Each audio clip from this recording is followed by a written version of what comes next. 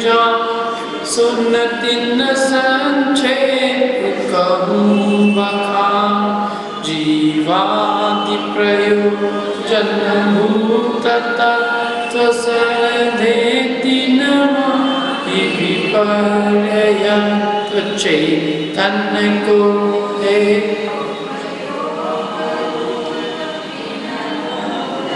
चिन्ह मूर्ति। देखो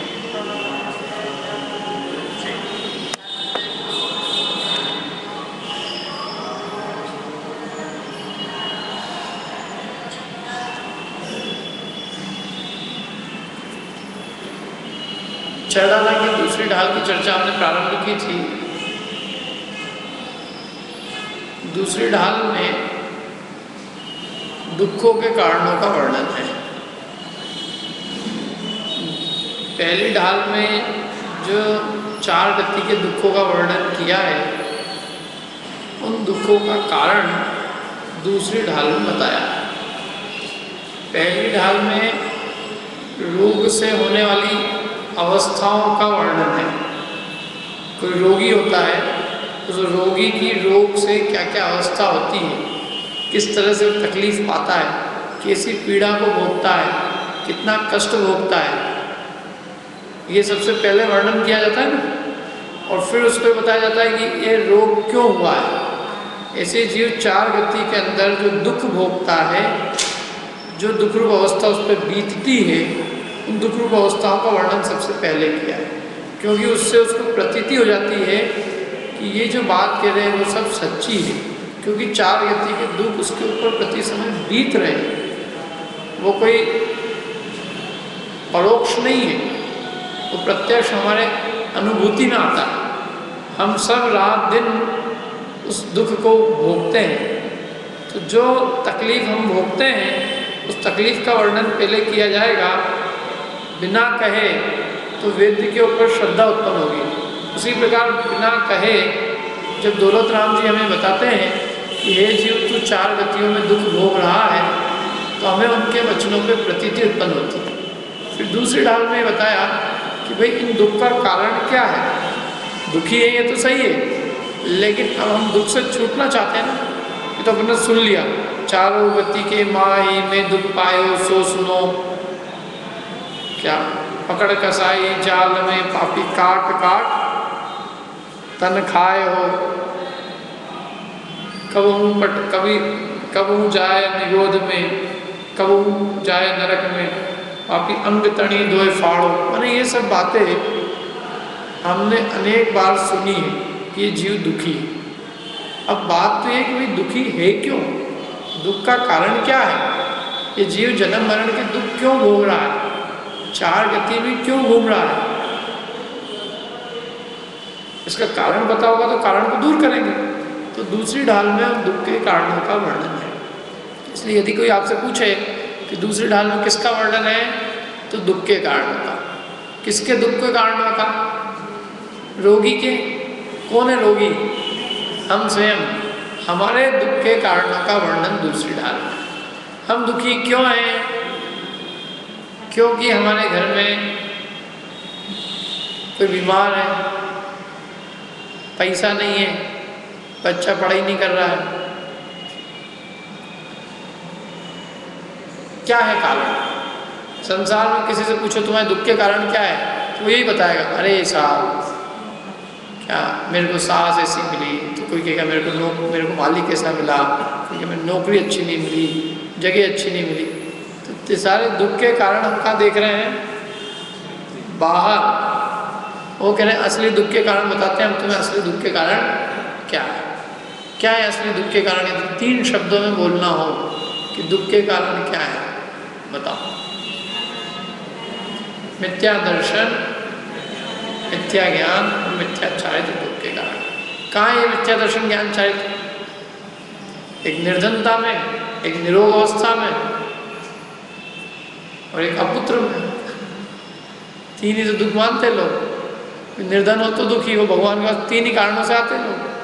बच्चे के लिए, धन के लिए, रोग दूर करने के लिए।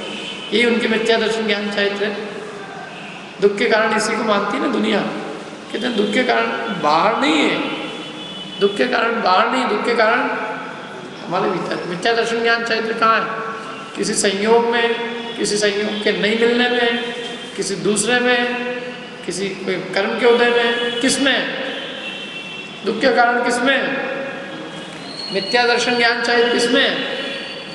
जीव की पर्याय में, जीव में। दुख के कारण किस में? स्वयं में। और हम दुख के कारण क्या मान रहे हैं? बाहर। अपने आप को ठीक नहीं करना चाहते, दुख का कारण बाहर ही खोजते फिरते, इस वजह से दुखी है। सारे दुख के कारण अपने भीतर मौजूद है। जब तक हम अपने भीतर मौजूद दुख के कारणों को नहीं मिटाएंगे, 3 काल में सुखी हो सकते नहीं। जहाँ बीमारी होगी वहीं इलाज करेंगे तो ही रोगी ठीक होगा। ऐसे दुख के कारण जहाँ होंगे, उन दुख के कारणों को दूर करेंगे तो ये सुखी होगा। दुख के कारण होते हैं अपने स्वयं के भीतर, और हम अपनी मान्यताओं को छोड़ने को तैयार नहीं होते, तो हम कैसे सुखी हो सकते हैं? अभी तो अव्वल बात तो यह है कि ये जीव ये मानने को तैयार नहीं है कि दुख के कारण मेरे अंदर है हम मानने को तैयार। सारा का सारा काम का है यहाँ। दुखी क्यों है? अपने कारण से दुखी, दूसरे कारण से नहीं।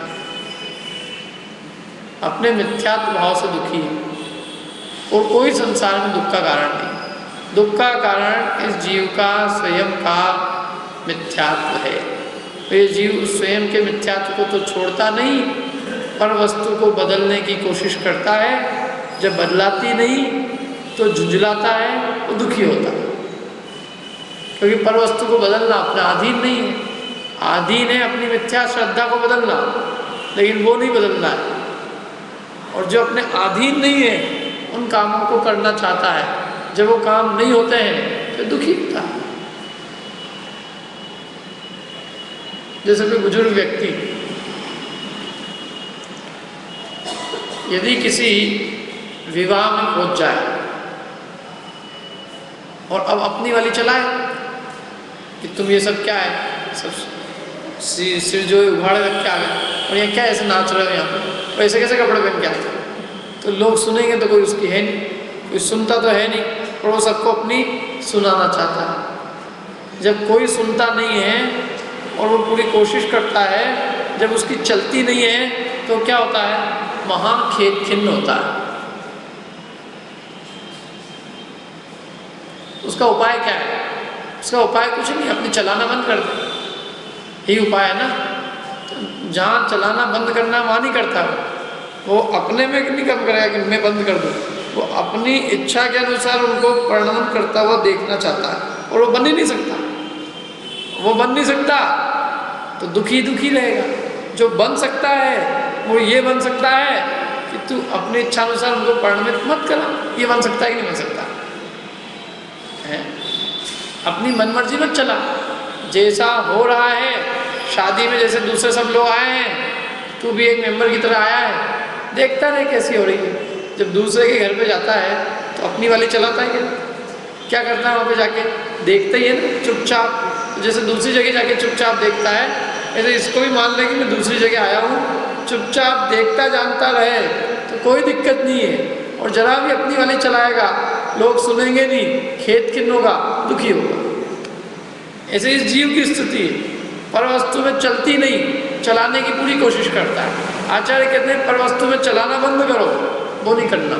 चलाएंगे हम तो अपनी इच्छा के अनुसार उनको परिणमित कराएंगे, वो होते नहीं, ये खेद खिन्न होता है, दुखी होता है, होते ही नहीं। पर पदार्थ इसकी इच्छा के अनुसार परिणमित नहीं करते, वो अपनी इच्छा अनुसार चलते, तो ये सोचता है मेरी इच्छा अनुसार चलता।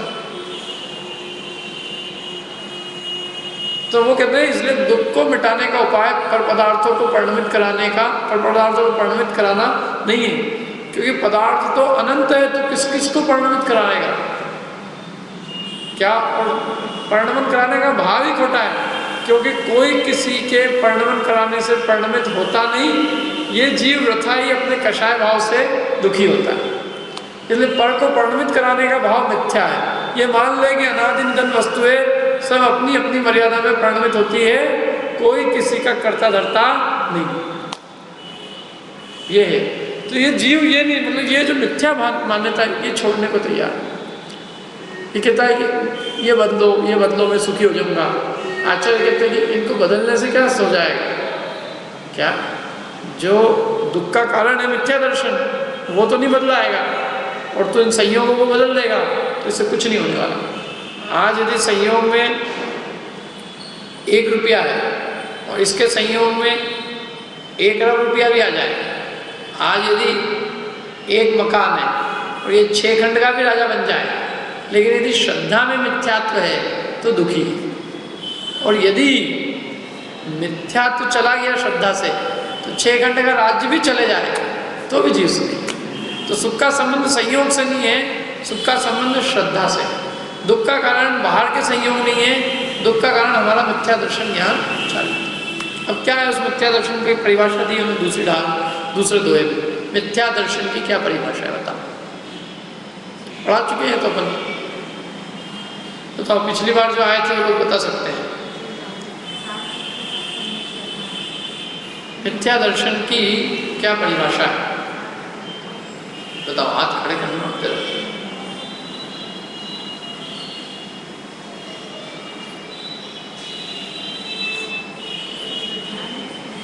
हाथ खड़े करने के बाद हाथ बोलना नहीं, मुंह तो बंद और हाथ चालू। जब मैं पूछूं तब मुंह खोल लेना। क्या है बताओ, कितने लोगों को मालूम है तो पता चले कि पिछली बार कितने लोगों ने सुना था। मिथ्या दर्शन की क्या परिभाषा है? दुखों के कारण 3 बताए ना, मिथ्या दर्शन, मिथ्या ज्ञान, मिथ्याचार। अब इसमें हम पहली चीज पूछ रहे हैं कि मिथ्या दर्शन किसे कहते हैं। अच्छा, मिथ्या दर्शन ज्ञान चरित्र का 2 प्रकार से वर्णन आएगा, बताओ कौन कौन से 2 प्रकार? हाथ खड़ा करना। हाँ बताओ। अग्रहित और ग्रहित, मतलब मिथ्या दर्शन ज्ञान चरित्र का एक तो अग्रहित होता है और दूसरा ग्रहित होता है। अग्रहित मिथ्या दर्शन ज्ञान चरित्र किसे कहते हैं? हाँ बताओ। हाँ, अग्रहित मिथ्या दर्शन ज्ञान चरित्र और ग्रहित मिथ्या दर्शन ज्ञान चरित्र, इन दोनों में क्या अंतर है? कौन सा? अग्रहित और नहीं। ऐसे उदाहरण के लिए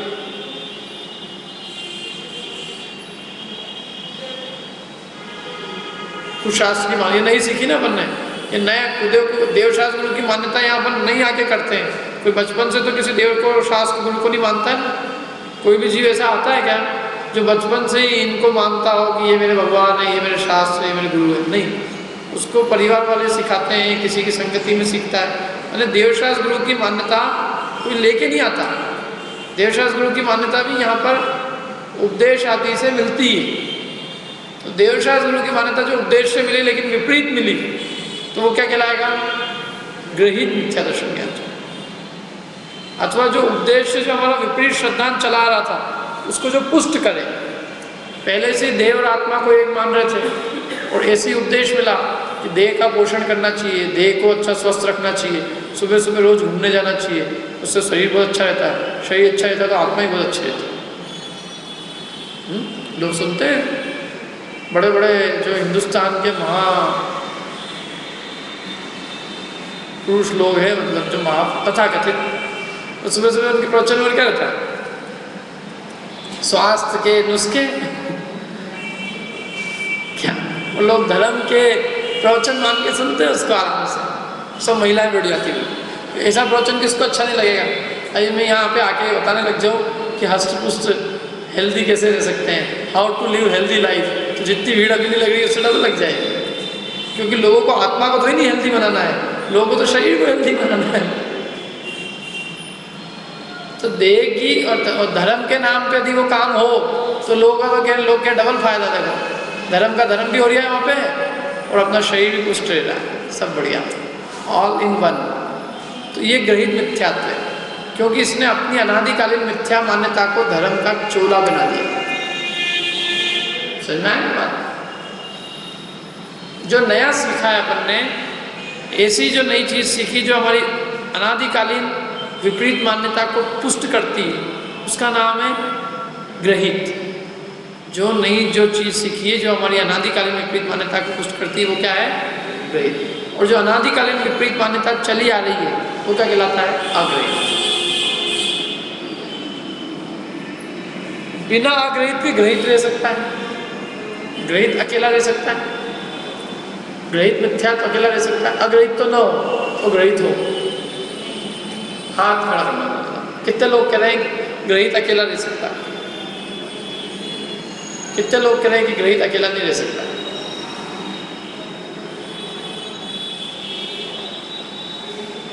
मतलब बाकी लोगों का क्या उत्तर है? ग्रहित रह सकता है कि नहीं रह सकता अकेला? इतना ही सही उत्तर देना, हाँ या ना। क्या ग्रहित मिथ्या तो अकेला रह सकता है? हाँ। तो अब बताओ हाँ कैसे रह सकता है? आपने क्या सोच के जवाब दिया? हाँ।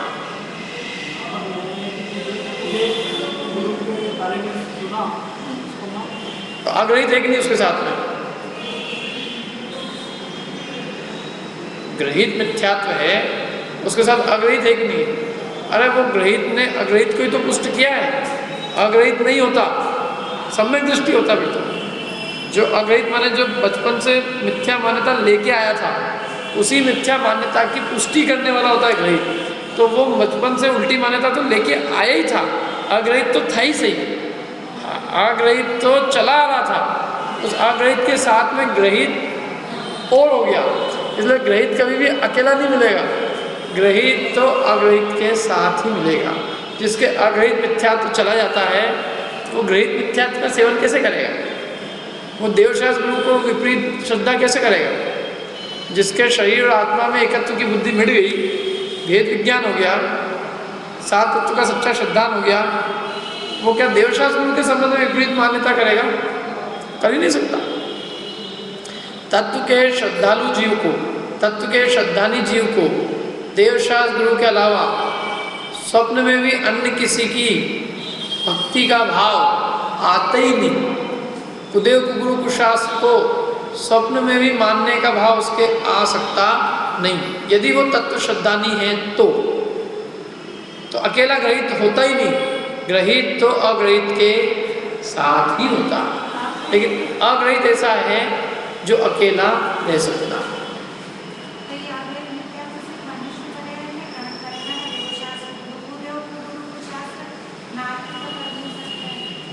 क्या उत्तर कह रहे हैं?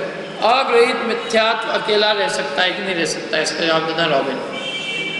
और ग्रहित अकेला रह सकता है? नहीं रह सकता। ग्रहित रहेगा तो अग्रहित रहेगा, और अग्रहित अकेला रह सकता है? रह सकता है। अग्रहित अकेला रह सकता है। देखो, जिसने खोटा उपदेश नहीं सुना, खोटे देवशास्त्र गुरु की मान्यता नहीं है, और बचपन से ही जो विपरीत मान्यता चली आ रही है, तो उसके अकेला क्या है? अग्रहित। ग्रहित तो ये मनुष्य पर्याय की नई कमाई है। जो तिर्यन देव है, नारकी है, तिर्यंश है, वहाँ कौन सा ग्रहित मिथ्यात्व? वहाँ तो अकेला एक ही है, अग्रहित। क्योंकि वहाँ तो ही नहीं कुदेव गुरु कुशास्त्र की मान्यता होती है। ये सब तो मनुष्य जाति की इनका में एडिशनल क्या, ये मनुष्य गति की अतिरिक्त कमाई है। अन्य तीन गतियों में तो ग्रहित मिथ्यात्व होता ही नहीं है। मनुष्य गति में भी केवल कर्म भूमि में, कर्म भूमि में भरत और ऐरावत क्षेत्र में जब जब हुंडा और श्रवणी काल आता है तभी, बाकी काल में तो यहाँ भी कभी ग्रहित मिथ्यात्व नहीं होता। ग्रहित मिथ्यात्व का जो दायरा है बहुत कम है, बहुत सीमित है। असली मिथ्यात्व तो अग्रहित है। जैसे कई लोग ये मानते हैं हमने ग्रहित मिथ्यात्व छोड़ दिया, हमारे तो मिथ्यात्व छूट गया, क्योंकि उनके दिमाग में ग्रहित मिथ्यात्व को ही मिथ्यात्व मानते हैं, अग्रहित को तो मानते ही नहीं। तो कहते हैं तो भूल है, ग्रहित मिथ्यात्व तो केवल इसलिए खोटा है क्योंकि वो अग्रहित को पुष्ट कर रहा है। असली बीमार, असली रोग तो अग्रहित है। हलवा खाने को इसलिए मना किया है कि सर्दी बढ़ नहीं जाए, बाकी असली बीमारी तो सर्दी की है। हलवा खाया, वो केला नहीं खाया, केला नहीं खाया, डॉक्टर ने मना किया था केला नहीं खाने का, कि केला खाना नहीं चाहिए। तो केला नहीं खाया तो उससे तो बीमारी बढ़ जाएगी, बीमारी तो भी विद्यमान है, तो फिर केला खा लूँ क्या? कि केला खाएगा तो और बढ़ेगी, लेकिन केला नहीं खाने से नष्ट नहीं हो जाएगी। ऐसे ग्रहित मिथ्यात्व का कोई सेवन नहीं करता है तो उससे कोई अग्रहित मिथ्यात्व का अभाव नहीं हो जाता है। तो फिर मैं सेवन करने लग जाऊँ कि उसका सेवन करेगा तो अग्रहित मिथ्यात्व बढ़ेगा क्या? बाकी उसका सेवन नहीं करने से अग्रहित मिथ्यात्व नष्ट हो जाए सो बात नहीं। उसका सेवन करने से उल्टा वो बढ़ता है, इसलिए उसका मना किया जाता है।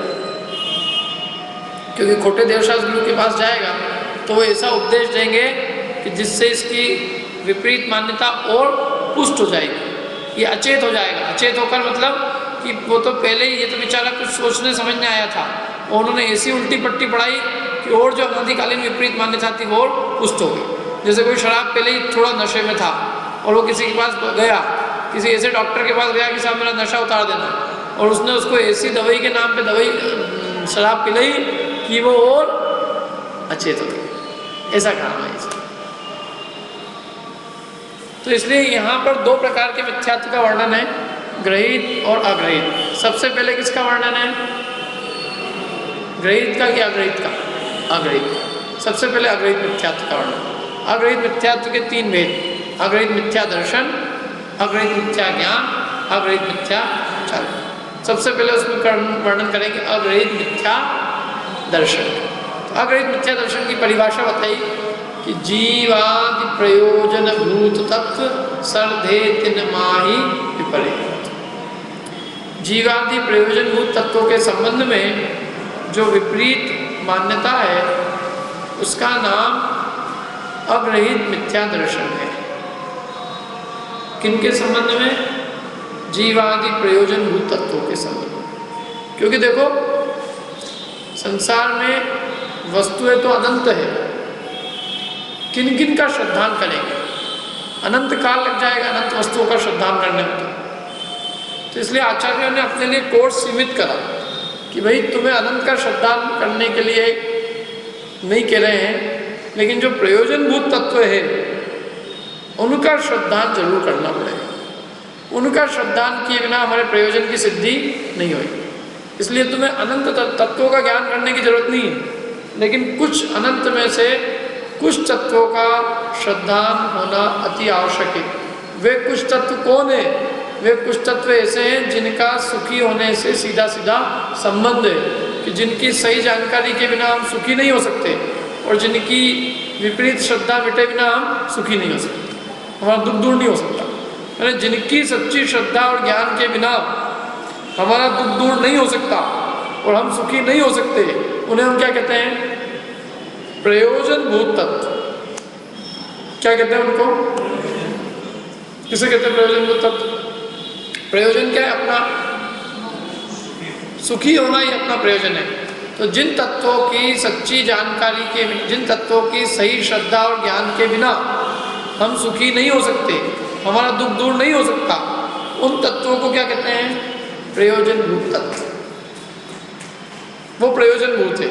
मैंने हमारे लिए कोर्स में प्रयोजनभूत वो है, जैसे मेडिकल वाले के लिए प्रयोजनभूत मेडिसिन है, मेडिकल लाइन की एजुकेशन। इंजीनियरिंग वाले के लिए इंजीनियरिंग लाइन की एजुकेशन है। क्या? एग्रीकल्चर वाले के लिए एग्रीकल्चर की लाइन प्रयोजनभूत है। ऐसे सुखी होने के लिए जो तत्व सुखी होने के लिए अति आवश्यक है, कि जिनकी जानकारी के बिना हम सुखी नहीं हो सकते, वो हमारे लिए क्या हो गए? प्रयोजनभूत। मतलब जिनके संबंध में विपरीत मान्यता के कारण हम दुखी हो रहे हैं, और जिनकी सच्ची श्रद्धा हो जाएगी तो हम सुखी हो जाएंगे, वही हमारे लिए कोर्स है। बस फालतू चीज़ों का कोर्स नहीं है। ये तो दुनिया में चीज़ें तो बहुत है, अब किस किस को सीखेंगे? अनंत काल लग जाएगा। तो अनंत नहीं, तुम मतलब की चीज़ें सीखो। तुम्हारा कोर्स क्या है यहाँ पे? अभी सुखी होना ही मेरा प्रयोजन है। जैसे किसी को एमए की डिग्री हासिल करनी है, तो हमें क्या हासिल करना है? सुखी होना ही हमें हासिल करना है। तो सुखी होने के लिए क्या जरूरी है? उनकी जानकारी करो कि सुखी होने के लिए 7 तत्व की जानकारी जरूरी है। कि साहब एक आध दो कम कर दो तो 7 भी याद नहीं होते हमको, तो थोड़ा कोर्स और कम कर दो। अब अपने अनंत से 7 पे तो ले ही आए, अब थोड़ा अनंत से 7 पे ले आए तो कर लिया इतना बड़ा काम। अब 7 में से 1-2 कम करने में क्या दिक्कत है?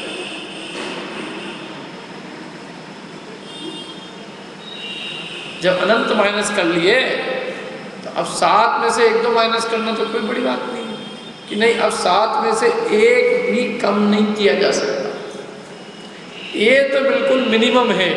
तुम इससे भी कम कहो कि हमारे लिए और कम कर दो, तो कहते फिर भी भैया अब और क्या कम करे, 7 तो याद रख ही सकता है ना। इनको कहे नहीं साहब मेरे तो 7 भी याद नहीं कर सकता, मेरे लिए तो 7 भी बहुत बड़ी चीज़ है, 7 तत्व के नाम भी मेरे से याद नहीं होते। तो कहते ठीक है, अच्छा तेरे को 7 भी याद नहीं होते तो एक काम करना, तो 2 ही याद रख लेना। 2 तो याद रख सकता है कि नहीं, मैं तो 2 भी याद नहीं रख सकता, तो 1 ही याद कर लेना। 1 तो याद कर सकता है कि वो भी कठिन है। अरे खुद को याद कर सकता है कि नहीं कर सकता है? क्या वो तो कर सकता है, बस खुद को ही याद रख लेना। खुद का नाम क्या है कि जीव, बस तो जीव को तो याद रख सकता है। बस तो तत्व 2 ही है, एक तू जीव और जो जीव नहीं है वो अजीव। दुनिया में अपन पूछो, दुनिया में कितने तरह के धर्म है कि 2 तरह के धर्म। कितने धर्म के दुनिया में कितने तरह के लोग हैं? 2 तरह के, एक जैनी और दूसरे अजैनी, 2 ही तरह के लोग। इसके अलावा तीसरा कोई मिल सकता है कि आपको बताओ? या तो वो जैनी होगा, जैनी नहीं होगा तो अजैनी होगा। इसके अलावा तीसरी तो और कोई चीज़ नहीं मिल सकती ना कि साहब मिल सकते मुसलमान, अरे तो वो अजैनी में आ गया ना, या तो जैन होगा या अजैन होगा, और क्या हो सकता है? इसके अलावा कुछ हो ही नहीं सकता। ऐसे तत्व तो 2 ही है, या तो जीव या जीव, और क्या होगा? जीव जीव के बाहर तो कुछ है ही नहीं, या तो वो जीव होगा या वो जीव नहीं होगा तो अजीव होगा। इसलिए तत्व तो 2 ही है। और वास्तव में अजीव जो है ना, अजीव हम देखो तत्व 2 है ना, 2 अजीव, जीव और अजीव, मूलभूत तत्व तो 2 ही है। इसलिए सामान्य रूप से तो तत्व 2 ही कहेंगे। कौन कौन से?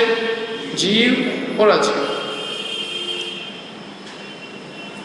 ये जो बाकी कहे हैं, अब ये बाकी जो कहे हैं, अब ये कहाँ से आ गए थे? या तो ये जीव होने चाहिए क्या, अथवा ये अजीव होने चाहिए। अब आप कह रहे हो 5 और है, अब जीव अजीव के बाहर 5 और कौन से हुए? अभी तो अपन ने सिखाया कि जीव अजीव के अलावा कोई दुनिया में कुछ हो ही नहीं सकता, तो फिर 5 कैसे बनेंगे? या तो ये जीव में आना चाहिए या अजीव में आना चाहिए। तो अपन 5 का डिवाइड करो, 5 में से कौन तो जाएगा जीव में और कौन जाएगा अजीव में। जैसे अपन कहेंगे ना दुनिया में 2 ही तरह के लोग, या तो जैन या अजीव। अब किसी ने कहा नहीं हिंदू भी है और सब दिगंबर भी है, कोई श्वेतांबर भी है, तो भैया ये सब उसी में ही जाएंगे, काय में? जैन और अजैन। ऐसे 5 तत्व किसी ने कहा और है, तो उससे कहेंगे 5 उन्हीं 2 में चले जाएंगे। किन्हीं 2 में? जीव में या अजीव। अब अपने को निकालना है कि वो जीव में जाएंगे कि अजीव में। आपको बताना है जाएंगे तो उन 2 में ही, क्योंकि उन 2 के अलावा तो कुछ बाहर है ही नहीं। अब 5 कौन कौन से तत्व हो रहे, पहले तो उनके नाम याद हो तो बात क्या क्या नाम है 5 के? आश्रव, बंध। अब आपको एक एक को हाथ खड़े करके बताना, कोई बोलेगा नहीं। आश्रव जीव में जाएगा कि अजीव? हाँ बताओ। अजीव में। चलो ध्यान रखना है, फिर मैं बाद में पूछूंगा किसने क्या गलती करी। आश्रव जीव में। चलो बंध काय में जाएगा, जीव में कि अजीव में? हाथ खड़े करना है बस। 5 कौन बता सकता है कि 5 के 5 सही आंसर? 5 के 5, चलो बताओ आप। हाँ आप बताओ, क्या आप बता रहे हैं? कौन बताएगा 5 काय में जाएंगे, जीव में कि अजीव में? चलो राहुल बता दो। 5 हैं, 5 अजीव में जाएंगे। चलो ये एक तो आंसर आ गया, 5 अजीव में जाएंगे। 5 तो अजीव में नहीं जाएंगे, ठीक है, काय में जाएंगे? मोक्ष जीव में जाएगा, बाकी 4 अजीव में। दूसरा आंसर। और कोई? अरे अपने को तो डिवाइड करना है। हाँ बताओ। 5 जीव में जाएंगे। चलो एक तीसरा आंसर ये भी आएगा। और कोई बात नहीं, जो भी अपने बुद्धि में लगे।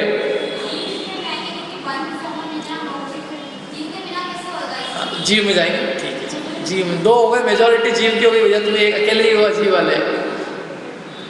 और कोई? अपने को देना, अपने को उसमें क्या आंसर देने में कोई डरना नहीं। जो सा अपने को दिमाग में लगता हो कि आश्रम बंद साहब अजीव में जाएंगे, आश्रमवर निर्जरा मोक्ष जीव, जैसा आपको कितने जीव में जाएंगे कितने अजीव में जाएंगे बता। और कौन बताएगा? बस और कोई नहीं हिम्मत करने वाला। चलो मोहित बता दो। अच्छा इन दोनों का डेमोक्रेसी की, चलो दोनों में ही जाएंगे। और कोई? कोई बात? और कोई? क्यों दीपक काय में जाएंगे? सब अजीब में जाएंगे। चलो अब बराबर बराबर हो गए, दो अजीब में, मतलब इधर वाले सब अजीब वाले हैं और इधर वाले सब जीव वाले हैं।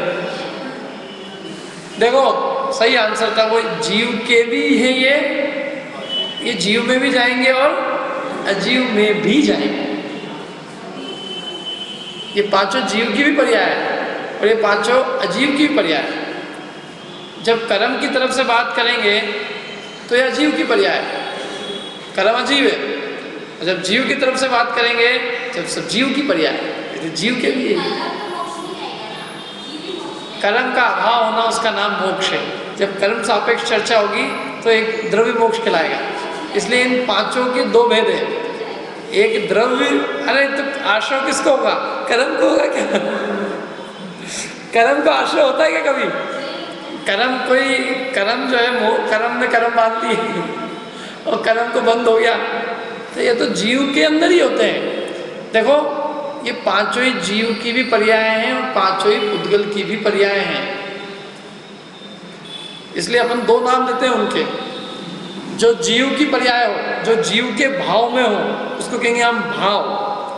जो उद्गल की पर्याय में हो, अजीव की पर्याय में हो, कर्म की पर्याय में हो, उसको हम क्या कहेंगे? नाम द्रव्य। तो ये पांचों ही तत्व द्रव्य के और भाव के भेद से दो प्रकार के हैं। एक होता है द्रव्य आश्रय और एक होता है भाव आश्रय। एक होता है द्रव्य बंध, एक होता है भाव बंध। एक द्रव्य संवर, भाव संवर, द्रव्य निर्जरा, भाव निर्जरा, द्रव्य मोक्ष, भाव। कहाँ आया साहब? आप अपनी मर्जी से बता रहे होंगे हमको गलत बताने के लिए कि नहीं, ये वृहद द्रव्य संग्रह में आया है। एक एक गाथा में उन्होंने हर एक तत्व की परिभाषा पहले द्रव्य से दी, भाव से, दोनों से दी, हर गाथा में। जब जीव की भाव की तरफ से बात करेंगे तो भाव कहलाएगा, जब कर्म की तरफ से बात करेंगे तो द्रव्य कहलाएगा। कर्मों का आत्मा से अलग हो जाना, ये कर्मों का मोक्ष, कर्मों का आत्मा से अलग हो जाना द्रव्य मोक्ष हो गया। और आत्मा की पूर्ण शुद्ध अवस्था का प्रकट हो जाना भाव मोक्ष हो गया। मोह राग द्वेष भाव के निमित्त, मोह राग द्वेष भाव का करना भावाश्रय, मोह राग द्वेष के निमित्त से कर्मों का आना द्रव्याश्रय, मोह राग द्वेष के भाव में रुके रहना भावबंध, मोह राग द्वेष के भाव के निमित्त से कर्मों का आत्मा का एक क्षेत्र होगा संबंध होना, कर्म और आत्मा का परस्पर में संबंध होना, किसके निमित्त से? मोह राग द्वेष भाव के निमित्त से। वो क्या कहलाएगा? कर्मों का आत्मा का परस्पर संबंध होना द्रव्य। वीतराग भाव की उत्पत्ति होना भाव संबंध, उस वीतराग भाव की उत्पत्ति के निमित्त से कर्मों का आना, रुक जाना द्रव्य संबंध। कर्मों का एक देश क्षय होना, कौन सी निर्जरा है? द्रव्य निर्जरा है। कितने हाथ कर रहे हैं? अभी भी समझ में नहीं आया। मतलब कर्मों का एक देश क्षय होना है, कौन सी निर्जरा है? द्रव्य की भाव, द्रव्य। और आत्मा के अंदर जो शुद्धता है उसकी वृद्धि होना भाव। आत्मा की पूर्ण शुद्ध दशा का प्रकट हो जाना भाव। आत्मा की कर्मों का सर्वथा पृथक हो जाना द्रव्य। दोनों ही है, अपन ने पढ़े भी है ये दोनों, लेकिन आगे पाठ पिछले अच्छे समझाया मैंने, ऐसा नहीं समझाया। थोड़ा याद रखने की थोड़ी सी है, थोड़ा सा चोरी का त्याग कर, नहीं चोरी का नहीं, थोड़ी चोरी कर लो, पर वस्तु है ना ये जिनवाणी, इसको थोड़ा ग्रहण कर लो, दोष नहीं लगेगा। तो ये पांचों ही, इसलिए कोई पूछे कि पांचों काय में जाएंगे? जीव में क्या? जीव में के साथ जीव में भी जाएंगे और अजीव में भी जाएंगे। पांचों जीव और अजीव दोनों की पर्याय है। जीव और अजीव की दोनों की, अकेले जीव की भी नहीं, अकेले उद्गल की भी। कर्म बिना जीव के बंधेंगे किसको? और जीव मोह राग द्वेष भाव नहीं करेगा तो कर्म कहाँ बंधेंगे? कर्म से तो बनते नहीं, किसके साथ बनते? कर्म जीव के साथ। तो जीव और उद्गल दोनों के संयोग की अवस्था है ना। तो मोक्ष भी होगा तो बिना कर्मों के मोक्ष क्या होगा? क्या मोक्ष क्या होगा? जीव से कर्मों का पृथक होना तो मोक्ष कहलाएगा। वो कर्मों के बिना मोक्ष किसको कहेंगे? क्या बाहर से बात करेंगे तो कर्मों का पृथक हो जाने मोक्ष कहेंगे ना। तो इसलिए दोनों में जीव भी लगेगा और अजीव भी लगेगा, तो दोनों की पर्याय है। तो इसलिए ये पांचों ही तत्व जो है हमारे लिए प्रयोजनभूत है, क्योंकि ये जीव की विशेष पर्याय है। इनको जाने बिना हमारा दुख दूर नहीं, हमारा दुख दूर नहीं हो सकता, हम सुखी नहीं हो सकते। कि सब अकेले जीव अजीव को जान लेते ना, सब तो आ गया उसमें कि नहीं, जीव अजीव की वे पर्याय कि जिनका हमारे दुख सुख से संबंध है, उन पर्यायों को जानना भी जरूरी है। मोक्ष ऐसी पर्याय है जिसको जाने बिना हम सुखी नहीं हो सकते। हमें सुखी होना है तो जो सुखरूप अवस्था है उसका ज्ञान होना जरूरी है कि नहीं? जब तक हम मोक्ष को हितरूप नहीं मानेंगे तो मोक्ष का उपाय क्यों करेंगे? और मोक्ष को हितरूप मानने के लिए मोक्ष तत्व का सही सही ज्ञान करना जरूरी है कि नहीं है? बताओ, सबको मोक्ष चाहिए, मोक्ष चाहिए, लेकिन मोक्ष की पहचान किसी को नहीं है, तो वो मोक्ष की प्राप्ति के उपाय में लगेगा क्यों? मोक्ष मोक्ष तो कहता रहेगा, लेकिन मोक्ष को समझेगा नहीं तो मोक्ष का उपाय नहीं करेगा। इसलिए मोक्ष को समझना मोक्ष के उपाय को करने के लिए जरूरी है। जिसको मोक्ष जाना है वो पहले मोक्ष को अच्छे से समझे, समझेगा तो रुचि लगेगी, नहीं तो कहने के लिए कहेगा मुझे मोक्ष चाहिए और मन में सोचेगा लोग कौन को लटकना है, नहीं आनंद है, जिनको लटकना वो लटके, अपने तो यही बढ़िया है। समझ में है ना? तो इसलिए मोक्ष को समझे बिना मोक्ष की रुचि नहीं उत्पन्न होती है, और मोक्ष की रुचि उत्पन्न हुए बिना हम सुखी नहीं हो सकते, मोक्ष की प्राप्ति बिना सुखी नहीं हो सकते। इसलिए मोक्ष को जानना अत्यंत आवश्यक है। ठीक है? और मोक्ष को जानने के लिए, मोक्ष को प्राप्त करने के लिए मोक्ष का उपाय जानना जरूरी है। ये मोक्ष तो हमें चाहिए, लेकिन मोक्ष का उपाय क्या है? उपाय नहीं जानेंगे तो बस कहते रहेंगे हमको मोक्ष जाना है, मोक्ष जाना है, लेकिन रास्ता क्या है? मेरे को गोवर्धनगिरी जाना है, गोवर्धनगिरी जाना है, तो मैं रास्ता मालूम है? रास्ते से क्या करना? आपने जाना है, तो जाना है तो इधर जाना है, इधर जाना, तो जाएगा, पता चला इधर चला गया और गोवर्धनगिरी है इधर, या इधर चला गया और वो है इधर। तो जिस रास्ते जाना है उस रास्ते का बोध होना जरूरी है। तो जिस लक्ष्य को प्राप्त करना है उसका मार्ग नहीं पता होगा तो लक्ष्य की प्राप्ति 3 काल में नहीं हो सकती। तो मोक्ष हमें प्राप्त करना है, मोक्ष पूर्ण सुखरूप अवस्था है, और उसका उपाय जो है वो संवरण निर्जरा है। इसलिए संवरण निर्जरा को जानना भी आवश्यक है। और वो संवरण निर्जरा होगा किसके अभाव से? आश्रय बंध के अभाव से। यदि आश्रय बंध का अभाव नहीं होगा तो संवरण निर्जरा प्रकट नहीं होगा। तो जिसका अभाव करना है उसका स्वरूप जानना भी जरूरी है कि नहीं है? कि मेरे को उसको मारना है, किसको मारना है ये तो नहीं पता मेरे को, किसको मारना है, मेरे को गुस्सा आ रहा है किसके ऊपर ये नहीं समझ में आ रहा है, किसके ऊपर आ रहा है, आ रहा है हवा में ही आ रहा दिखता, हवा में। ऐसा नहीं होता। जिसका अभाव करना है उसका स्वरूप पूरा भली भांति ख्याल होना चाहिए, जिसका अभाव करना उसका स्वरूप पता होना चाहिए, जिसे प्राप्त करना उसका स्वरूप पता होना चाहिए, उस प्राप्त करने का जो उपाय है उसका स्वरूप पता होना चाहिए। तो इसलिए उन्होंने 5 को रखा। अब आप करो इसमें से एक भी कम कर सकते हो तो बताओ, क्योंकि अपन ने उन पर्यायों को रखा है कि जो पर्यायों का जानकारी हमारे सुखी होने के लिए जरूरी है। मोक्ष की प्राप्ति हमें करनी है, हमारा तो यहाँ प्रयोजन क्या है? मोक्ष मार्ग का। तो मोक्ष मार्ग का प्रयोजन है तो मोक्ष की जानकारी और मोक्ष मार्ग की जानकारी तो कराना पड़ेगी ना। इसलिए संवरण निर्जरा और मोक्ष को रखना पड़ेगा, क्योंकि ध्येय पूर्ण सुखी होना है तो उस पूर्ण सुखरूप अवस्था का ज्ञान होना अति आवश्यक है, और इसलिए मोक्ष का ज्ञान होना जरूरी है। और मोक्ष के उपाय में संवरण निर्जरा का ज्ञान होना चाहिए, और संवरण निर्जरा के लिए आश्रय बंध का ज्ञान होना जरूरी है। इसलिए 5 तत्वों की जानकारी जरूरी है। अब जीव जीव की जानकारी जरूरी है कि भाई जीव जीव की जानकारी के बिना तो हम यूं ही कुछ नहीं जान सकते। जीव जीव की जानकारी के बिना हम अपना दुख दूर नहीं कर सकते, हम सुखी नहीं हो सकते। हमें यही नहीं पता है कि हम कौन है, हम किसका दुख दूर करेंगे। जिसको सुखी होना है उसको ये तो पता हो कि मैं हूँ कौन, मुझे सुखी होना है, और मेरे को यही नहीं पता है कि मैं कौन हूँ, तो सुखी किसको करेगा? ये अपने नाम पे दूसरे को करेगा क्या? जिसका दुख दूर करना है, जिसको सुखी बनाना है, उसकी भली भांति पहचान होना आवश्यक है कि नहीं है? उसकी पहचान नहीं होगी तो सुखी किसको करेगा?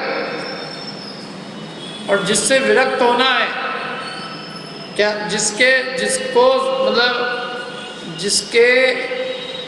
जिसको अपना मानकर ये जीव आज तक दुखी होता आया है, तो उसको भी समझना जरूरी है कि नहीं कि ये मैं नहीं हूँ, पर है, ताकि मैं उसको सुखी बनाने का उपाय नहीं करूँ।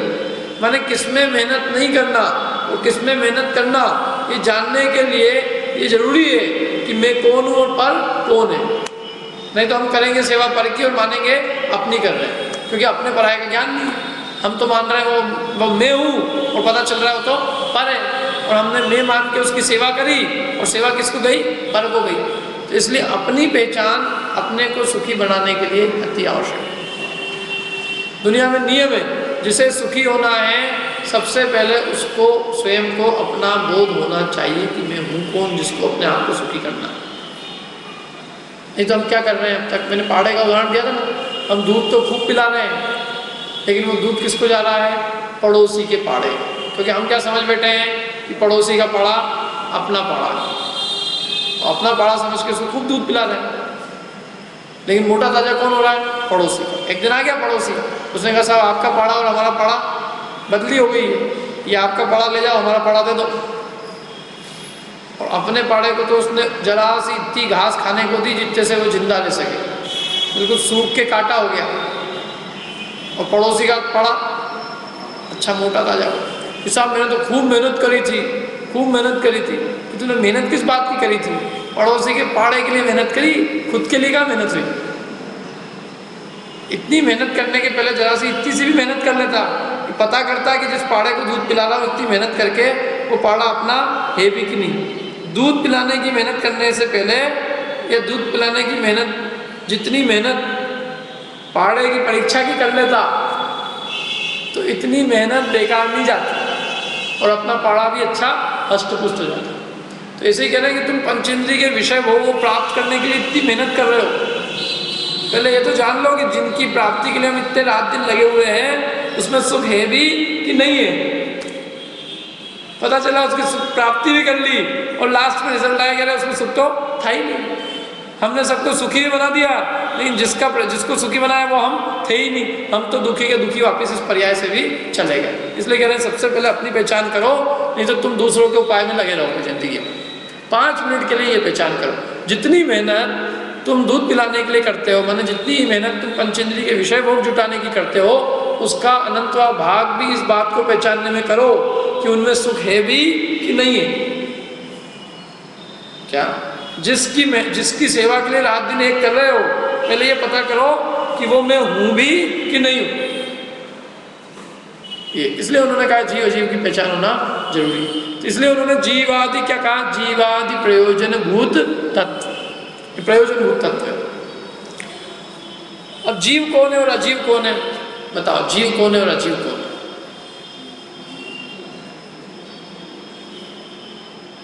बताओ जितने जीव कौन है। ठीक है, और कोई आंसर। जीव आत्मा है और अजीव शरीर, ठीक है। इसके अलावा भी और कुछ आंसर हो सकता है किसी के, थोड़ा बहुत और।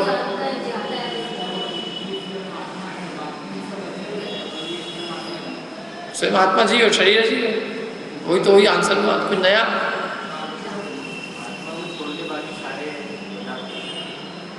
तो वही तो कह रहे हैं आत्मा जीव है और शरीर अजीव है। देखो मैं बताता हूँ क्या है एक्चुअल में अजीव।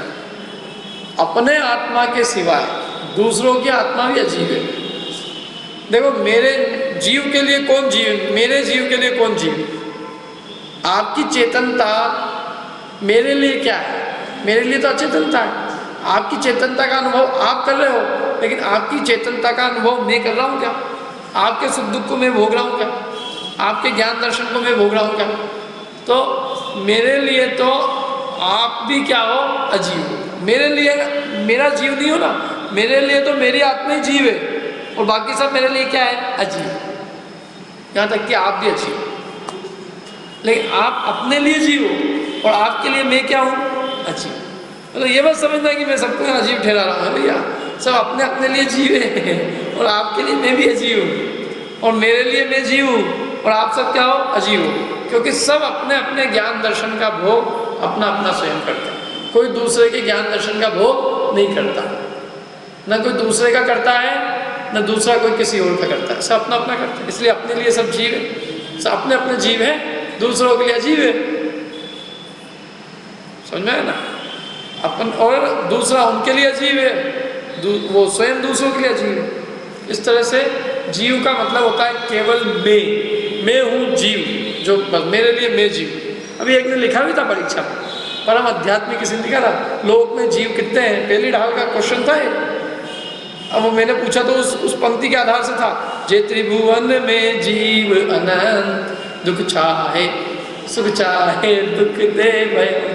तो प्रश्न तो ये लाइन तो ये है ना, पहली ढाल पढ़ी अपने को, जे त्रिभुवन में जीव अनंत, सुख चाहे दुख दे भय। तीन लोक में कितने जीव है, अनंत, सब सुख चाहते हैं और दुख से डरते हैं। लेकिन उसे पता नहीं क्यों पहली ढाल से सीधे दूसरी ढाल में जंप कर दी। उसने लिखा इस लोक में जीव अकेला मैं हूँ, बाकी सब अजीब। मैंने कहा तो दूसरी ढाल में पहले ही आ गया। अब किसने लिखा मेरे को ध्यान नहीं है, लेकिन जिसने भी लिखा उसने लिखा अर्चाष्ट नहीं लिखा क्या। मैंने कहा भैया देखो परम अध्यात्म का निरूपण किया इसने, लेकिन अभी इस पहली ढाल के हिसाब से ये गलत है। अभी जहाँ जो पढ़ा रहे हैं पहली ढाल में आपको ये पढ़ाया जा रहा है कि संसार में जीव अनंत है। हम दूसरी ढाल में जब तत्व की बात बताएंगे, और तत्व की बात में बताएंगे कि मेरे लिए मेरा ही आत्मा जीव है, बाकी सब अजीब। आपसे घर में कोई पूछे कल से कि क्यों आपके घर में कितने चैतन्य, कि एक अकेला को मैं बाकी सब, कि मेरे पिताजी तो अचेतन है, मेरी माँ अचेतन है, तो लोग कहेंगे माँ मूर्ख आदमी। इसा पंडित जी ने पढ़ाया कि अपना आत्मा चेतन है, बाकी सब अचेतन है। तो ऐसी भूल मत करना। यदि कोई पूछे तो उसको यही उत्तर देना, जितने जीव तुम्हारे घर में उतने जीव बता देना, जब मेरे घर में इतने प्राणी। क्या ये तत्व को समझने की बात अलग है और लोक व्यवहार की चीज अलग है।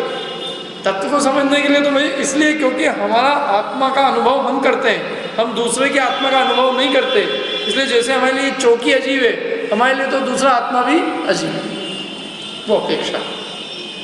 तो 7 तत्व हो गए अपने, जीवादि प्रयोजन भूत तत्व, सर्धे तिन माही विपरीत। उनकी जो विपरीत श्रद्धा करता है, उनको जो विपरीत मानता है, वो कौन है, मिथ्या दृष्टि है। कौन सा मिथ्या दृष्टि है, अग्रहित मिथ्या दृष्टि। अब उनकी विपरीत श्रद्धा कौन करता है साहब, जो 7 तत्व के नाम नहीं जानता है, वो विपरीत श्रद्धा कैसे करता होगा।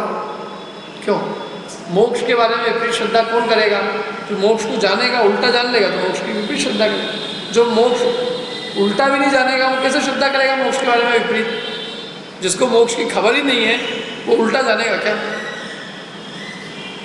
जिसको संवरण निष्ठा की खबर ही नहीं है, आश्रम की खबर ही नहीं है, उसका श्रद्धा विपरीत कैसे हो सकता है। उसका तो जो है सो है, उसका तो है ही नहीं ना उसके बारे में श्रद्धा। मैंने 5 तत्व के जिसको नाम भी नहीं मालूम है, क्या उसको 5 तत्व का विपरीत श्रद्धान है। बताओ, अपने यहाँ बैठे इतने सब लोग, कई लोग यहाँ जो बैठे हैं उनको तो चलो 5 तत्व के नाम याद है, लेकिन जितने भी सड़क चलते लोग हैं, सड़क चलते आदमी हैं, क्या उनको 5 तत्वों के नाम पता है। सबको नहीं पता है। जब उनको नाम ही नहीं पता है तो उसके बारे में विपरीत श्रद्धान कैसे हो जाएगा उनका। हैं? हाँ, तो पर ये तो नहीं है ना कि मोक्ष के बारे में उल्टा श्रद्धान, उसका नाम अपन मिथ्या दर्शन का। उनको मोक्ष का तो श्रद्धान ही नहीं है, न सच्चा है न झूठा है, वो तो मोक्ष को जानते ही नहीं है, न आश्रम बंध संवरण निर्जरा को जानते हैं। तो फिर उनके बारे में कैसे कहा जाएगा कि उनको तत्व का श्रद्धान विपरीत है।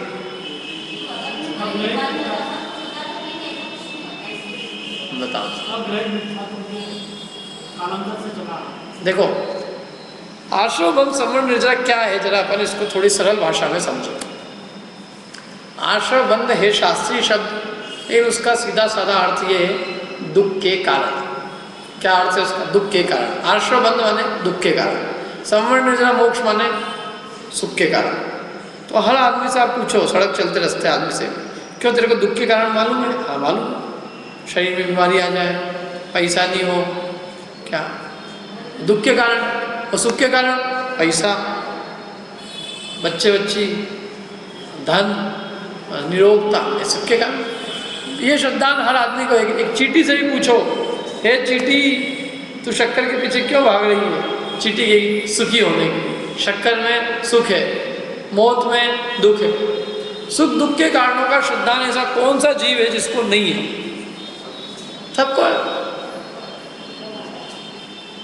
ऐसा कोई जीव नहीं है जो सुख दुख के कारणों का श्रद्धान नहीं करता। हर जीव को है। हर जीव ये मतलब हर जीव के अंतरंग में ये है कि ये सुख के कारण है और ये दुख के कारण है, ये नहीं करना और ये करना। श्रद्धान तो सबको है। एक छोटे बच्चे को भी श्रद्धान है कि आग है, दुखी करेगी, नहीं जाना इसमें, और नहीं भी होगा तो एक बार जाएगा ना आग में, अकल आ जाएगी उसको, ओ बाप रे बाप, फिर उसको पास में भी ले जाओ तो दूर भागता है। तो उसको श्रद्धान होता है ना, होता है? एक एक आदमी को, अरे एक छोटे से छोटे बच्चे को भी दुख के कारण और सुख के कारणों का श्रद्धान है क्या? वो भी फटाक से ये तेरी माँ है और ये मेरी मम्मी है, ये मेरे को सुखी करेगी और ये दुखी करेगी, एक नहीं है उसको भी। श्रद्धान से रहित तो कोई जीव नहीं है। अब उसमें दिक्कत क्या है कि जितने भी जीव है इनको सुख दुख के कारणों का तो श्रद्धान है, लेकिन वो श्रद्धान कैसा है? विपरीत। माने उन लोगों ने जो दुख के कारण है उन्होंने मान रखी कि हमारे काय के कारण है? सुख के कारण। और जो सुख के कारण है उनको ये मानते हैं कि ये दुख के कारण। क्या अभी उससे कहो कि तुम यहाँ 1 घंटे आके बैठ जाओ, नहीं, ये नहीं कर सकता मैं। आप कहो तो 1000-2000 का दान भी दे सकता हूँ, और ज़्यादा हो तो 10,000 का, लेकिन आप कहो मैं यहाँ 1 घंटे आके बैठ जाऊँ, ये अपने बस की बात नहीं है, क्योंकि ये तो बहुत दुखी होने का कारण है। भयंकर दुख मिलता है, 1 घंटे पंडित जी की झेलनी पड़ती, इससे बड़ा दुख और क्या होगा? इससे अच्छा तो पिक्चर देखें, कुछ मज़ा आए, फिर एक जना नाचे एक जना गाए, क्या मिलेगा नाच? पंडित जी में तो कुछ नहीं, ये क्या है? तो नहीं है उनको दुख सुख के कारणों का श्रद्धा, बताओ। वो इसको मानते हैं दुख का कारण, नहीं आते, और उनको सुख का कारण मानते, टीवी घुसते आराम से। इसी का नाम है विपरीत श्रद्धा। क्या अभी इसमें आएगा सब? वीतरागता सुख का कारण है, और इसको वीतरागता में भयंकर दुख लगता है। कुछ राग रंग का काम नहीं, सब नीरस बैठ जाते हैं ऐसे कि ऐसे टाइम पे आके, उड़ के चले जाते हैं, कुछ बात करते हैं इन्होंने, चीत करते नहीं। कैसा ग्रुप इनका पता नहीं, कैसा सूखा का सूखा। हमारे महिला मंडल में यहाँ पे, तो एक बार उन महिला मंडल के साथ में कोई दूसरा वाला महिला मंडल, थोड़ा उनकी महिला आ गई, भैया इनके ग्रुप के साथ कभी नहीं जाना, कुछ बात ही नहीं करती। अपन ने तो सोचा था कुछ साड़ी की डिज़ाइनों की बात करेगी, कम से कम कुछ बात करेगी, घर गृहस्थी कौन कैसा है कौन कैसा, कुछ बात नहीं करती। और खाने पीने में से अपने अपने पे टिफिन लिए, शुद्ध भोजन, वो क्या मिले अपने को भी? क्या इनके साथ कभी नहीं जाना, इनके साथ कुछ नहीं मिलने वाला। सब जाके मंदिर में बैठ जाती है और भक्ति के गीत गाने लग जाती है, क्या या कुछ स्वाध्याय करने लग जाती है। अपन तो किस लिए गए थे इनके साथ, और यहाँ तो कुछ और ही मिला। क्या क्योंकि उनके लिए तो वो जो सोच के गई कोई किटी पार्टी होगी, कुछ तंबोला होएगा, अप्रत्याशित घटना घट गई इनके साथ। दूसरी बार तो उनको कहो कुछ देंगे, नहीं भैया एक बार हो गया बहुत हो गया, अब नहीं कर सकते अपन ऐसा का कि पूजन वालों के साथ स्वाध्याय वालों के साथ। और पूजा भी इनकी सूखी सूखी, न कोई गवैया न कोई बजाने वाला। अपन तो संगीत में पूजन वालों के साथ जाते हैं, या कुछ नाचने का अवसर मिले, कुछ गाने का मिले, ये क्या है यहाँ पे? तो राग रंग में तो इसको मजा आता है। यदि अभी धर्म के काम में अपन जोड़ते जाओ ना सबको, पूजन तो पूजन के नाम के आगे लिखो संगीत में पूजन, ऐसे नहीं संगीत में। तो वो संगीत में जो शब्द है वो इतना भारी हो जाता है कि पूजन एक तरफ हो जाती है। क्या वो संगीत ही संगीत हो जाता है, बस पूजन तो पता ही नहीं चलता किसकी चल रही है, बस तुम तो सुनते रहो बस यहाँ पे हो रही है किसी। तो इसलिए जीव को राग में इतना सुखी होने का श्रद्धान पड़ा हुआ है कि उसको वीतरागता तो बिल्कुल काटने को दौड़ती है। वो है सुख का कारण, उसमें उसकी मान्यता दुख। जो रागादि भाव दुख के कारण है वो सुख के कारण लगता है। तो श्रद्धान तो सबको है, तत्व के श्रद्धान से रहित तो कोई जीव नहीं है। बस इतना ही है कि उसको तत्व का श्रद्धान विपरीत है, और सम्यक दृष्टि को जैसा है वैसा का वैसा श्रद्धान। माने उसको सुख के कारणों में सुख की बुद्धि है, दुख के कारणों में दुख की बुद्धि है, स्व में स्वपने की बुद्धि है, पर में पराय पने की बुद्धि। और हमारा सारा काम उल्टा चलता है, पर में अपनेपन की बुद्धि, अपने में परायपन की बुद्धि। दुख के कारणों को सुख का कारण मानते हैं, सुख के कारणों को दुख के कारण। कई लोगों की तो लिस्ट में सबसे पहले कुछ हटाना होता है, धर्म धर्म हटाना, मैंने क्या है, मूल में भूल क्या, जो असली सुख का कारण था वो उनके एजेंडे में ही नहीं है कि ये भी हमको करना है जीवन में। क्या होगा? कुछ नहीं होगा। जिंदगी भर सब जगह दौड़ लगा लेंगे, फलाना कोई शिविर लग रहा है तो यहाँ लग रहा है, ये स्वास्थ्य का शिविर, उसका शिविर, मेंटल टेंशन दूर करने का शिविर, घर के अंदर झगड़े नहीं हो उसका शिविर, पति प्रेम से उसका शिविर। अरे एक ही शिविर अटेंड कर लो तुम, तुम्हारी सारे शिविर सब हो जाएंगे। नहीं, वो नहीं करे, क्योंकि उसके चित्त में बसा हुआ है कि ये तो बहुत टेंशन वाला काम है, अपने बस की बात नहीं है। बल्कि वो समझते भी है कि यहाँ पता नहीं लोग कैसे बैठ जाते हैं, कैसे इनका मन लग जाता है। जबकि ऐसी कोई चीज़ नहीं है। मैं कहता हूँ धर्म में ऐसी कोई कठिन चीज़ नहीं है। धर्म तो जो है अपने को बिल्कुल दो चार, हम कौन है, पर कौन है, क्या सुख के कारण है, दुख के कारण क्या है, ये सिखाता है। ये इस सीखने का ही नाम धर्म है, इसमें क्या कठिन चीज़ है। लेकिन अब बुद्धि क्या कर सकते, किसी बुद्धि विपरीत हो तो कोई कुछ नहीं कर सकता आदमी। विनाश काल जिसका नज़दीक हो उसकी बुद्धि सबसे पहले विपरीत होती है। रावण को मरना था ना, तो उसको बुद्धि ऐसी उत्पन्न हुई कि ये काम करना, नरक नहीं जाना होता तो ऐसी बुद्धि क्यों उत्पन्न होती। जिनको खोटी गति जाना हो उनको सच्ची बुद्धि कैसे उत्पन्न हो। उन्होंने तो सारे गलत काम, खोटे काम अच्छे लगते हैं, उसमें बहुत मन लगता है, और अच्छे काम में एक नहीं मन नहीं लगता, चित्त चाट हो जाता है इसी स्थिति। इसलिए उन्होंने कहा भैया इनके अंदर विपरीत श्रद्धा, मैंने जीवादि 7 तत्वों के बारे में जो विपरीत श्रद्धा है उसका नाम है अग्रहित मिथ्या दर्शन। और ये किसी ने नहीं सिखाया है, ये तो जीवन से चले ही आ रहा है। ये तो मैं कहता हूँ ये बहुत दुर्लभ बात है। ये वास्तव में इस पंचम काल जैसे काल में भी, जबकि हम सब मिथ्यात्व से उत्पन्न हुए और फिर भी जीवों को कुछ भले ही कम हो, लेकिन जीवों को अभी भी वीतरागता की थोड़ी रुचि है। क्या मैंने जैसे कहता ना, चने खूब भूजाते ना चने, तो उन चनों में से एक आध कोई चना उछटता है, तो ऐसे जितने यहाँ बैठे हुए ऐसे उछटे हुए चने हैं थोड़े बहुत, जो ऐसे 5 चारों ओर जहाँ विषय कषाय का माहौल है, क्या 5 इंद्रिय के विषय भोग के अलावा कोई बात नहीं है, जहाँ लोगों के सैटरडे संडे पहले से बुक रहते हो और ऐसे समय पे भी कोई थोड़ी बहुत तत्व की चर्चा हो रही है, ये समझ लो सारी जगह आग लगी हो और बीच में एक हरा वृक्ष जल रहा है।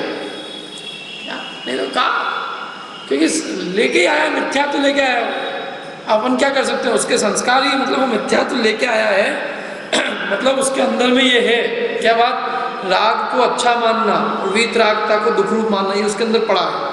और फिर भी वो आ गया है, तो इसका मतलब उसके अंदर में कहीं पुराना कोई संस्कार था। क्या वो जैन कुल में आया है, तत्व की रुचि हुई है, तो कहीं उसको कभी न कभी किसी न किसी भाव में कोई अच्छी बात सुनने को मिली होगी, जिसके कारण उसके कदम यहाँ बढ़ गए। नहीं तो यहाँ बढ़ना किसको होते हैं। क्या ये तो बहुत दुर्लभ चीज़ है। संसार में सब सुलभ है, लेकिन अपनी विपरीत मान्यता को दूर करके और सही रास्ते पे चले जाना वो अत्यंत अत्यंत दुर्लभ है। ये तो कोई पूर्व भाव का संस्कार है, हमारे फला है, जिसके कारण इस पंचम काल में भी हम इस रुचि के कारण से, और वो भी उसमें भी किसकी कितनी रहती है उसके ऊपर डिपेंड करता है। जिसके जितने संस्कार होते हैं उतनी रुचि रहती, नहीं तो यहीं सुना और यहीं कहीं छोड़ के चलेगा। तो पहली परिभाषा तो ये हो गई, जीवादि प्रयोजन भूत तत्व सर्दे तीन माही विपरीत। अब इसके बाद में एक एक तत्व का अलग अलग चलेगा। अभी तो 7 तत्व का मैंने आपको थोक के हिसाब में बताया। थोक की परिभाषा क्या, थोक की परिभाषा 7 तत्व की विपरीत मान्यता मिथ्या दर्शन है, ये थोक की परिभाषा हो। अब वो 7 तत्व के अंदर एक एक तत्व की विपरीत मान्यता बताएंगे कि 7 तत्व है ना। सबसे पहला कौन सा, जीव। तो जीव तत्व संबंधी विपरीत मान्यता क्या है, वो अगली लाइन में देखो, हम पढ़ते हैं अपन सब।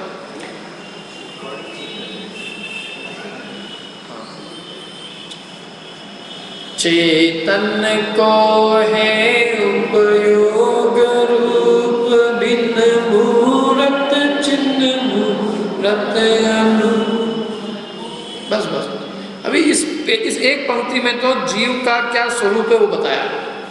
आगे की पंक्तियों में बताएंगे कि जीव क्या मानता है, स्वरूप क्या है और ये क्या मानता है, असली स्थिति क्या है, इसका वर्णन है यहाँ। आगे बताएंगे कि जीव मान क्या रहा है। तो यहाँ जीव का स्वरूप बताया कि जीव कैसा है, चेतन को है उपयोग रूप। चेतन का रूप कैसा है, उपयोग उसका स्वरूप है, उपयोग उसका रूप है। रूप का मतलब स्वरूप, उपयोग उसका स्वभाव है। अभी उपयोग किसे कहते हैं? उपयोग का तो अपन ने पूरा चैप्टर पढ़ा है, परीक्षा भी दे दी है, तो इसकी परिभाषा तो ख्याल में होनी चाहिए। जानने देखने की शक्ति का व्यापार, जानने देखने की शक्ति के व्यापार को क्या कहते हैं? उपयोग। क्या कहा? जानने देखने की जो शक्ति है, उस शक्ति का जो कार्य है उसका नाम क्या है? उपयोग। शक्ति का नाम उपयोग नहीं, क्योंकि शक्ति तो अव्यक्त होती है। शक्ति का जो व्यक्तपना है, यानी जो जितना जानना देखना पना हो रहा है ना, जो जान पना देख पना जो व्यक्त रूप है, उसका नाम क्या है? उपयोग। क्योंकि ये उपयोग जीव का स्वरूप लक्षण है, तो लक्षण ऐसा नहीं बनाया जाएगा जो अव्यक्त हो। अभी यहाँ इतने सारे लोग बैठे हैं, किसी एक को बुलाना हो तो बोले उसको बुला के लाना जिसकी जेब में 1000 का नोट हो। क्या? किसी को अपने पिताजी को, किसी को समझ लो, किसी को अपने भाई को बुलाना हो। अभी अभी मेरा भाई जो है मेरे से 1000 का नोट ले गया था, तो आप अंदर से उस आदमी को बुला लो जिसकी जेब में 1000 का नोट हो। तो पागल होंगे क्या? सबकी जेबें निकाल के रखेगी कितने का नोट। तो ऐसी कोई चीज़ बता जिससे हम बाहर से बाहर देख के समझ जाए कि किसको बुलाना है। लक्षण कोई ऐसा तो ही बनाया जाएगा जो लक्षण गुप्त हो, है ऐसा बनाया जाएगा? तो जिसकी जेब में काली लीड हो उसको बुला लाना अंदर से। जिसने नीली बनियान पहन रखी है उसको बुला ला कि भैया क्या कर रहे हो। कोई ऐसी चीज हो जो सिर चढ़ के बोलती हो। सिर चढ़ के मतलब हम जाएं और जाते दिख जाए कि हाँ ये लाल शर्ट पहना हो, काला शर्ट पहना हो, तो समझ में आए। तो लक्षण तो बिल्कुल सिर चढ़ के बोलता है। लक्षण कभी अव्यक्त नहीं होता, लक्षण व्यक्त होता है, क्योंकि लक्षण से लक्ष्य की पहचान होती है। जैसे जीव का लक्षण बनाना है, जीव को पहचानने के लिए, तो जीव का लक्षण बनाया उपयोग। उपयोग माने जानने देखने का जो कार्य हो रहा है ना हमें प्रति समय, वो जीव है। जितना जानने देखने का काम है, जितना ज्ञान दर्शन है उतना जीव है, और जहाँ ज्ञान दर्शन नहीं है वो अजीव है। इससे दो फायदे, एक तो इससे जीव की पहचान बहुत आसानी से हो जाती है, और दूसरे इससे भेद विज्ञान भी हो जाता है। क्योंकि जो जानता देखता है वो जीव है, और जो जानता देखता है नहीं है वो अजीव है। तो अब वो कहते हैं देख तू शरीर को देख, ये शरीर जान रहा है, देख रहा है, बता कुछ नहीं कर रहा है, तो इसको जला देते हैं। यदि जानता देखता होता तो भी उठ के खड़े हो जाता, मत जलाओ मेरे को, लेकिन नहीं खड़ा होता ना, इसका मतलब इसमें ज्ञान दर्शन नहीं है। तो ये ज्ञान दर्शन नहीं है, इसका मतलब ये तो क्या हो गया? अजीब। और तू स्वयं ज्ञान दर्शन है कि नहीं? तू स्वयं अपने आप को जानता है, ये तेरे अंदर जो चेतना चल रही है, ज्ञान दर्शन का कार्य चल रहा है, तो ये जिसमें चल रहा है वो तू है, माने वो जीव है। माने जो ज्ञान दर्शन है वो तू है, और ज्ञान दर्शन के अलावा जिसमें ज्ञान दर्शन नहीं है वो तू नहीं। तो ये जो लक्षण है ये तत्काल भेद विज्ञान करने में बहुत कार्यकारी, इसलिए उन्होंने जीव का लक्षण बनाया है उपयोग। और कुछ लक्षण नहीं बनाया, जीव का लक्षण बना देते अमूर्ति, तो क्या दिक्कत आती? अमूर्ति को और भी द्रव्य, अथवा जीव का लक्षण अपन बना दो, समझ लो जीव का लक्षण ही बना दो केवल ज्ञान। केवल ज्ञान जीव का लक्षण है, तो केवल ज्ञान दिख रहा है, सब अजीव हो जाएंगे अपन। तो जो दिख रहा है सब में, जो सब जीवों में पाया जाए और प्रकट हो, व्यक्त हो, वो जीव का लक्षण है। तो व्यक्त और प्रकट है उपयोग, माने ज्ञान दर्शन की शक्ति का कार्य हर पर्याय में व्यक्त है। कोई पर्याय ऐसी नहीं होगी जो ज्ञान दर्शन से रहित हो, हर पर्याय में जानने देखने का काम चल रहा है। तो हर पर्याय में जानने देखने का काम चल रहा है, तो हर पर्याय से जीव को प्रकट करके मतलब जीव को पहचान सकता। किसी पर्याय में जानने देखने का काम न हो तो पहचान ही नहीं हो, लेकिन हर पर्याय में है तो ये किसी पर्याय को पकड़ के समझ सकता है कि मैं कौन हूँ और पर कौन। समझ में आ रही मेरी बात? कुछ नहीं आ रही? चूंकि ज्ञान और दर्शन प्रत्येक अवस्था में जीव का प्रकट है, और प्रत्येक अवस्था में प्रकट होने से उससे जीव की पहचान तुरंत हो सकती, क्योंकि हमेशा मौजूद है। ऐसी एक भी अवस्था नहीं होती जब जीव का ज्ञान दर्शन न हो। इसलिए जीव त्रिकाल वो पाया जाता है, और उससे जीव की त्रिकाल किसी भी काल में पहचान कर सकते हैं। सब में पहचान कर ले कि ये जीव है, और बाकी जिसमें नहीं है। और दूसरी बात क्या है कि मैं हूँ, इसका बोध होता है कि नहीं अपने को कि मैं कुछ हूँ, तो बस ये जहाँ ये बोध होता है कि मैं हूँ वही जीव है। क्योंकि मैं का बोध किसको होगा? जिसमें ज्ञान होगा, और वो ज्ञान दर्शन शक्ति से युक्त कौन है? जीव। तो तो चेतन को है उपयोग रूप। एक तो ये बात करें, चेतन का लक्षण क्या है? उपयोग। स्वरूप क्या है? उपयोग। इससे जीव को पहचाना जाता है उपयोग से। और कैसा है ये? बिन मूर्त, माने इसकी कोई मूर्ति नहीं है। सबको मूर्ति बनवाने का बहुत शौक है अपने, मेरे मरने के बाद मेरी मूर्ति जरूर बनवाना। क्या जो कुछ भी मैंने पैसा कमाया, पाप कमाया, इससे इतना मेरा कर देना बेटा काम, क्या कि जिस कब्र जहाँ मेरे को जलाए उसके ऊपर मेरी मूर्ति लगवा देना, बस मेरी आत्मा को बहुत शांति मिलेगी। लेकिन तू ये बता, तेरी मूर्ति है भी क्या? तू क्या है? तू तो अमूर्तिक है। जिसकी मूर्ति लगेगी वो किसकी लगेगी? जिसको जला दिया गया है उसकी मूर्ति लगेगी। जो राख बन चुका है उसकी मूर्ति लगवा रहा है।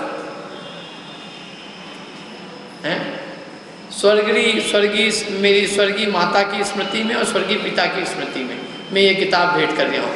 तो माता पिता की फोटो देगा तुम दोनों की, माँ का फोटो, पिताजी का फोटो।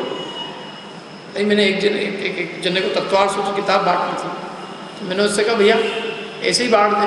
अरे साहब ऐसे ही चलेगी तो पता ही नहीं चलेगा लोगों को कि हमारे माँ बाप की स्मृति बांटी गई। तो ये तो बताना ही पड़ेगी हमको, ऐसे नहीं बांटी जाएगी। माता और पिता की फ़ोटो तो उसमें ज़रूर लगेगी। मैंने कहा उस फोटो के अंदर खर्चा करना पड़ेगा तुमको अलग से, वो कोई चिंता की बात नहीं, लेकिन माता पिता की फ़ोटो तो जरूर जाएगी। तो मैंने कहा तुम्हारे अंतरंग में श्रद्धा है मतलब कि ये माता पिता की फ़ोटो है। मैंने कहा जो असली माता पिता है ना, उनकी तो फ़ोटो ही बदल गई। अब उनको क्या कह रहे हो तुम? ये फ़ोटो तो जिसकी थी वो जल चुका है, और अब जो माता पिता है उनकी फ़ोटो कुछ हो रही है, और वो फ़ोटो भी बदल जाएगी। असली में तो माता पिता की कोई फ़ोटो है ही नहीं, क्योंकि माता पिता तो जीव है, और जीव की कोई मूर्ति होती ही नहीं। जो मूर्ति लगा रही है वो शरीर की अचेतन की लगा रही है, जीव की मूर्ति होती है क्या?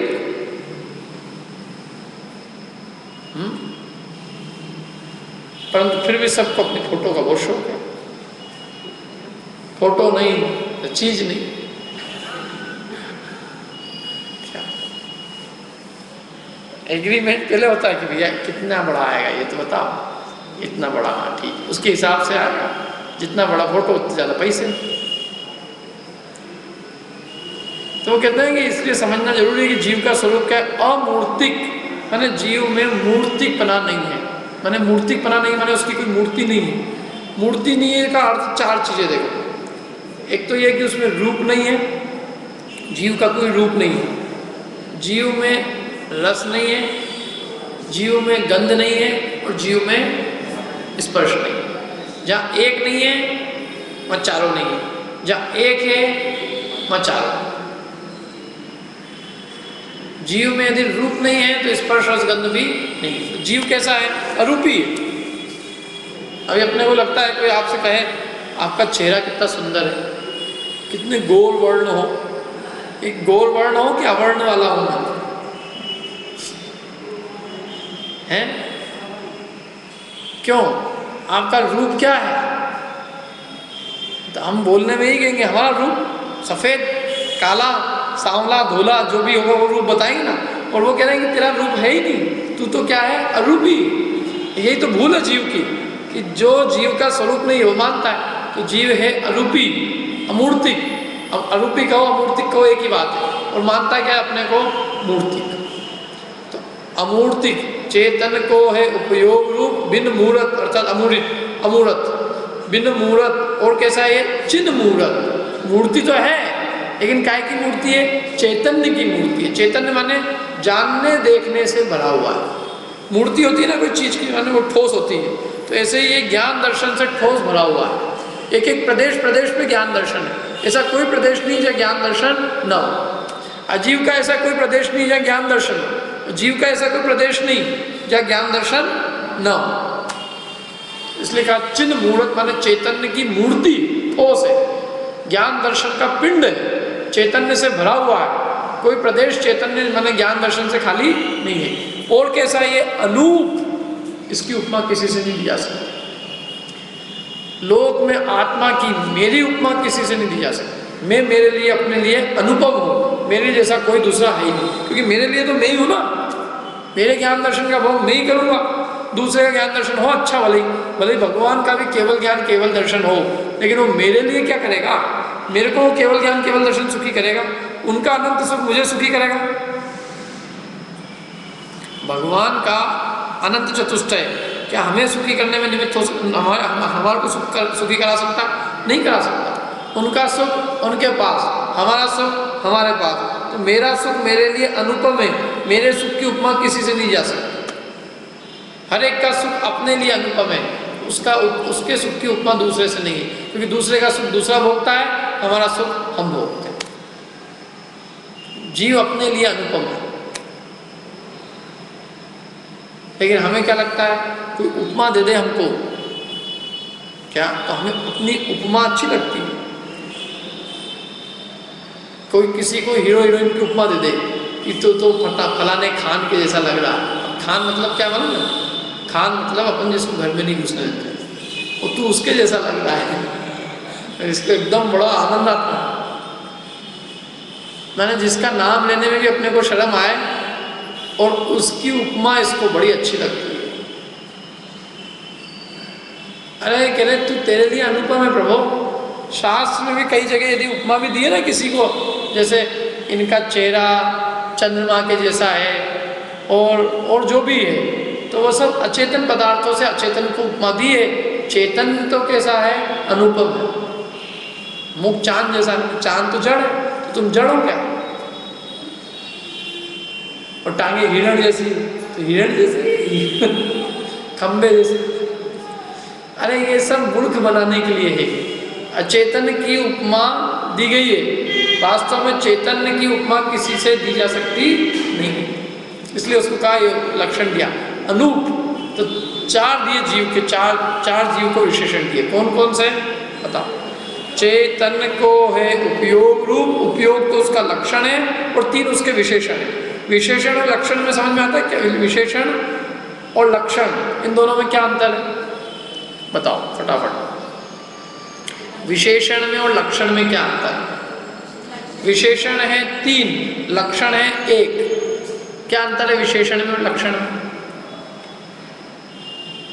रॉबिन, क्या लक्षण है और क्या विशेषण है?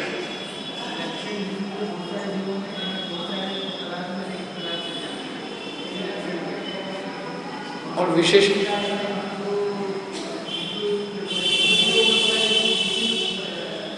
विशेषण वाले विशेषता है, तो कुछ विशेषता ऐसी हो सकती है जो उसमें भी पाई जाए और दूसरों में भी पाई जाए, लेकिन लक्षण तो उसी में पाया जाएगा, उसको छोड़ के अन्य में नहीं पाया जाएगा। तो उपयोग तो है जीव का लक्षण, क्योंकि वो जीव को छोड़कर अन्य में नहीं पाया जाता। और अमूर्तिकपना ये विशेषता ये जीव में भी है और धर्म अधर्म आकाश काल में भी है। समझ में ही बात? माने ये लक्षण नहीं, ये क्या है? विशेषता है जो अन्य द्रव्यों में भी पाई जाती है। समझ में आ रही कि नहीं आ रही बात? कुछ आई अभी समझे क्या नाम है?